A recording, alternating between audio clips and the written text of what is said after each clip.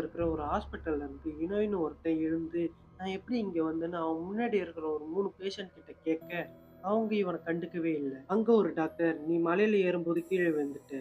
And உன்னோட கால்ல பலமா அடிபட்டு இருந்தது. சில மக்கள் தான் உன்ன காப்பாத்தி இங்க சேர்த்தாங்க.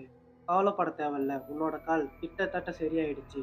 நீ இன்னைக்கு நைட் ரெஸ்ட் எடுத்துட்டு நாளைக்கு கிளம்பலான்னு" சொல்ல, சரின்னு ஈனோயும் அந்த பேஷண்ட்ஸ் எல்லாம் பார்க்க, அந்த 3 பேஷண்ட்ஸும் இப்ப அவன் முகத்த பார்த்துட்டு இருக்காங்க. அன்னைக்கு நைட் இனோய்க்கு தூக்கம் வராம அந்த பேஷண்ட்ஸ் அவனையே பார்த்தத நினைச்சுட்டு இருக்கான். அப்ப அந்த பேஷண்ட்ஸ் அவன பத்தி பேசுற சத்தம் இவனுக்கு கேக்குது.